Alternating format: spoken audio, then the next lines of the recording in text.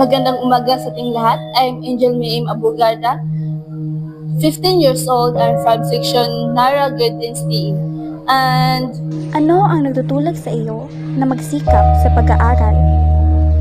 para sa akin, kaya ako nagsumikap ng pag-aaral ay of course para sa aking mga magulang. Sila ang dahilan kung bakit ako narito. Sila ang dahilan kung bakit ako nagsusumikap para makapagtapos at para tulungan sila balang araw.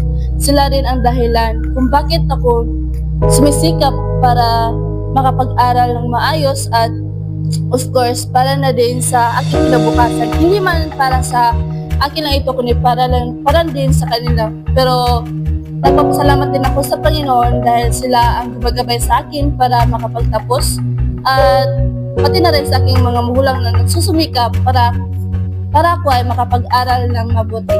And that's all. Thank you. Bye-bye!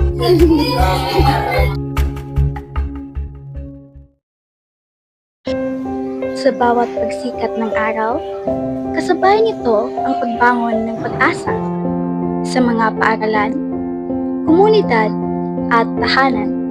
Naroroon ang mga kabataang may pangarap.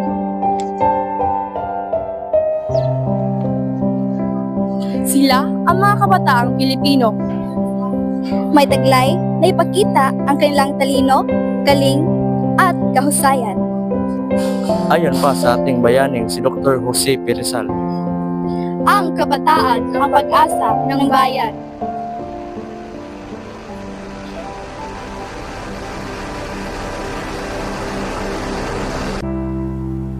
Sa murang edad nila, dala nila ang matatag na adhika, ang makapaglingkod at makatulong para sa magandang kinabukasan.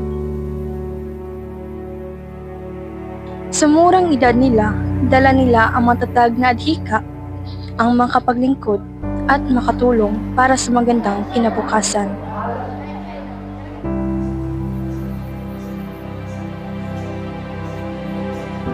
Saan nga ba masusukat ang galing, talino at husay ng mga batang makabansa tungo sa matatag na adhika?